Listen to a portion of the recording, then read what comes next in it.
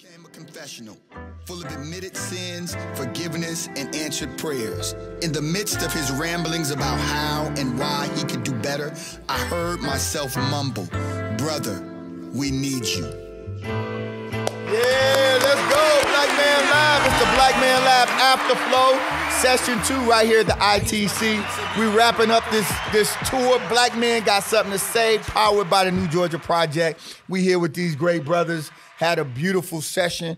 Brothers, can y'all introduce yourselves? Tell them who you are. Tell them what you about. And then we're going to go from there. How about that? Sounds good. Yeah, I'm Kid Kong, and I build programs for our youth. Where you from, man? You got to give him a little more than that. You know, Kid, brother humble. You know, he's like, I'm Kid. I build programs.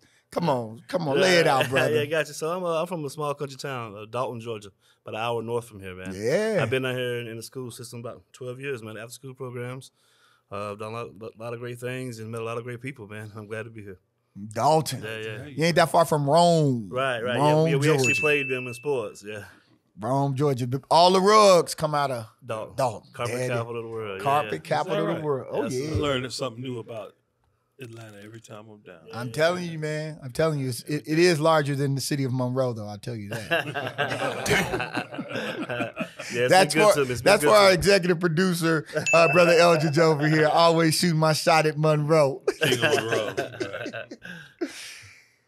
Sir, introduce yourself. My name's Irving Fordham.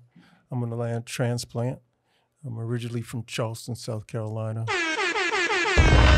Look at that. Somebody must be from Charleston, South Carolina in the house. Okay. Electrical engineer, board certified Georgia professional engineer. And the Black Man Lab is one of the most progressive things going on. I'm blessed to be here. Appreciate you, brother. Irvin keeping it tight, man. I'm just gonna tell you, man. I did tell Keith that he may have to do the ear doctor on you if you went a little long, but that you were very disciplined, brother. So thank you. We appreciate you.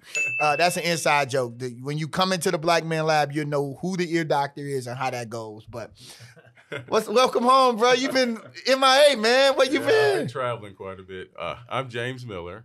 I'm the head of health and safety for a Austrian company based here in Atlanta.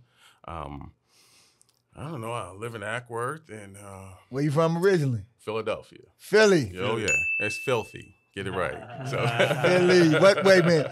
West Philly, South Philly, North Philly. Southwest Philly. Southwest Philly. Oh, yeah. Okay, 52nd Market, Osage Ave. Yep, I was 58th and Whitby. There it is. There it is, man. I love Philly. Yeah, I know, me too. I love Philly, man. Philly is gritty. You don't make it out of Philly like you don't make it out of Chicago, New York, these other places unless you like got some. You can get it done. That's right. And I learned to be a technical instructor, so I've been that for about 35 years as well. Really just love to teach and help others. You know? Technical Expand on that. When you say technical instructor, what do you mean? So basically, we do automated systems for companies like Amazon and Walmart. So the robotic systems. So I'll teach the hardware and the software so that they can understand how they all integrate. Got you. And then the latest thing that I added was the health and safety, because we want to keep everyone safe in these environments because, you know, robots don't really care about you. What? They will leave a man behind. Yeah, you have a bad day. Yeah. Brother Marty, man, your experience tonight? Well, my experience has been, this tour has been amazing, and tonight didn't disappoint at all. I would, rather than talking about me, I would rather ask you fellas, what was you all's impression of this evening? What did you get out of it? And just share your overall thoughts of how the lab is operating. As the executive director for the lab, I'm always interested in getting everybody's feedback on what we do. I know how I feel about it, but I want you all to share your experiences. So we'll start with you, James. The biggest thing I got out of what I heard tonight was, well, I don't know about you brothers, but I'm tired of hearing these news stories about a young man who is struggling mentally, and the police they react wholly inappropriately, and these young men are losing their lives. When there are so many other alternatives that should be considered, and they have the money, they have the resources, but they don't care. You know, when you see these it's just a sad situation that it really hurts your heart to see these young men who had wonderful futures that just don't get the opportunity. And then the other thing was education. We talk about all of these things that we aspire to, but if you really think about it, the root of it is the family. And if you talk about these systems that have stripped families, their fathers from families, well, how do you expect a young man to know how to be a man? You know, that was the one thing that I noticed when I watched my son when he was growing up. He emulated me. You know, my daughter, she respected me. But my son, the relationship is different. And if you're not there, how does he know how to be a man? How does he know how to handle these situations? Our school systems have no ability to teach any of these things. That's right. So if we don't do it, it doesn't get done. So that's why I applaud what you're doing, brother. Yeah. I think we're peas in the same pod. Most of us are fathers. I have 2 daughters. Some of the choices I make is really my priorities for my daughters. And I think Black Man Lab was started primarily with fathers who had sons. So I would say to the black man, any young black man in the audience, get involved with Black Man Lab. This is one of the most positive programs. I haven't encountered anyone who comes to the session who doesn't say, we should have had this when we were coming up. Appreciate that. Yeah, man. And you do a lot of programming. You work with a lot of young people, man. A little bit. Yeah. and you know, the most beautiful thing I seen tonight, man, was just us coming together. And not just any of us. You got a lot of powerful individuals in the room if we really sit down and really waited to the pound what we had going on in the room, man. But my thing is, been on the field for, like I said, 20 years, man. I've understood help is not coming. It's on us. And I'm glad to be a part of it. I'm glad to be here. I'm glad to see the mind and the power that's here. And want to help any way I can, bro. But like I said, I'm focused on the next generation. I sold out for it 20 years ago, and I've been doing it ever since. Every day, ups and downs, in and outs, and so that's what I like to bring to the table. I would like to mix what you guys already got going on. Well, we learned just meeting you. You're a do-gooder. Yeah. You've already experienced doing good in other areas. All right. And steel sharpens steels. You hanging out with some of the most positive brothers. Absolutely. Did you ever encounter? Absolutely. This brother across the table from me, he said something about 3 weeks ago about praying grandmothers. And that resonated with me when we talked tonight about discipline.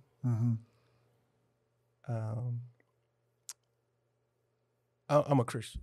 And Roman Catholic. I start my day with the lectionary. But that praying, all my grandmothers were AME. But my wife and her family, AME. Yeah. So I got, just one more thing. If you are in athletics, arts, or STEM, you can do the other 2. Because I like that. You already know what it is to be disciplined. Oh, I like that. Yeah.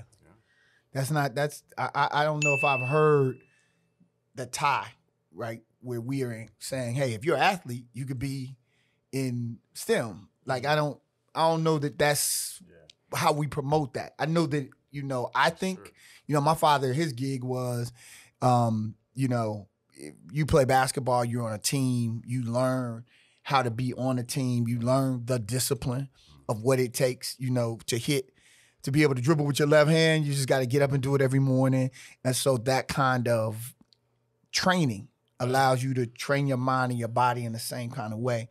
What do you all, jump into the final question, your habits, rituals, and disciplines, because it's important, right? Y'all are at the cutting edge. You all are like tech guys, right? Y'all are doing stuff that some of us are like, oh, tech, we get scared, we trip out. But you all are at the cutting edge of this, and you see the future. Right. And understand that technology is where it is. We can't run from it, and we shouldn't run from it, and we should encourage our young people to delve into it with great confidence that they can be successful in it. What do you do on a daily basis that allows you to do what you do? You know, and I know you have, and I'll start with you, kid. We all run into these different kind of challenges, right? Because in the work that we're trying to do, there are going to be these challenges. Folks are erecting challenges every day, like, because they know that once we get the energy of these young people moving in the right direction, it's a wrap for their using their bodies to make money off of in the prison system. What are you doing though? My thing is I make sure that I check myself daily. I make sure that I stay sold out for what my cause and purpose and what I believe in, because, you know, money and opportunities and when you got something good, everybody wants a piece of it, and they throw things at you, and it can easily distract you if you don't know how to handle them type of opportunities, man. Real quick, man, I have a patent on the digital football helmet, and I got turned down twice. I about lost my family. I took all my money I had and put into it. You know, it was like probably one of the biggest storms that I've been through mentally and physically since I was a young person, you know. But me being sold out for it, I think I'm thankful. The best thing about me is I have no gray area. Either I'm in or I'm out. Mm-hmm. So once I'm in, I just, no matter what's going on, I keep pushing and pushing. But checking myself daily, man, that's like my thing. What does that look like when you say check yourself daily? What if you're talking right now? You're talking to young men. Right. What do you want them to do in terms of how they can check themselves? Right. So I'm a praying man. I believe in God and my faith, and I just make sure that I'll never get too far from it. Okay. Because the world is designed to take us away from it, right? You know, now I've never seen so many people who don't believe in God. Now we're in the universe and all these other things that wasn't around when I was younger, you know, coming from, you know, grandmothers raising us. And so that's my thing, man. I just stay prayed up, man. And, you know, at the end of the day, I take time for myself. Some people call it meditating or prayer or whatever they want to call it, man. But I make sure I spend my time with God and make sure that I'm doing what I'm supposed to do on a day-to-day and keep going at it day-to-day. And nothing changes day-to-day. I eat the same. I go to the same places. I hang out with the same people. I do the same type of work every day. There it is. Consistency. Yeah, absolutely. No doubt. Jump in, brother. What do you do? My thing is a daily reflection, you know, because I work in the corporate sector and I'm dealing with executives with, you know, you deal with a lot of issues, I should say. Keep it simple, right? You know, and then so I refuse to accept anything that I haven't earned. So you can actually say that maybe there was a mistake that I made. If I realized there wasn't anything that I did, I don't accept that. And what I do is I look at and say, okay, how do you handle that situation? You know, you're like, okay, there's different ways you can look at a situation, and I always try to look at it from a standpoint of what can I learn from it, you know? So I'm always saying, okay, maybe this time if I look at it, because I understand how people move and how they adjust and how they handle when stressful situations occur. So you just want to say to yourself, well, I'm going to take the best of the things that I see. And it's almost like that, what's that saying? Like they say, what would Jesus do? You know, so when you move in that way, you always find the right path, you know, and it's easy and it's harmonious. It feels good in your soul. And then those distractions aren't so bad. You know, you can kind of go, I can weather that storm, you know, and you find the solutions that you're looking for. Yeah. So, yeah. All right. I'm a little bit older. Chuck Barlow was a judge in Clayton County. I went to Georgia Tech, and they were classmates of Marty's cousin, Marable, Freeman Colbert. He was a starter for Pepper Rogers' football team, majored in EE. Yeah. So frequently I kind of hear people make an erroneous assumption if you're in athletics, art, you can't do STEM. It's the other way around. Right. It's just like I started out in music. Yeah. So your questions about discipline. Yes. I'll just add to doing the lectionary. Monday through Wednesday, I'll watch T.D. Jakes, Potter's Touch. On the weekends, I'll watch Charles Stanley. So in terms of Christian sex, they're like addendums to my Catholic beliefs. They don't contradict. Okay. They're like my business partners. So it just feels like everybody's rapping on a spiritual, your your religious base, your beliefs are the foundation, whatever that tradition is. Absolutely. So we thank y'all, brothers, man. We really do. And we look forward to how we will continue to build and attract younger brothers to do STEM, to do STEAM, right? Yeah. To add the arts in. One last thing very important that made me think of some of our recent conversations. I'm a divorced dad. But one of the most important decisions I ever made was I said to myself, I'm responsible for taking my daughters to church.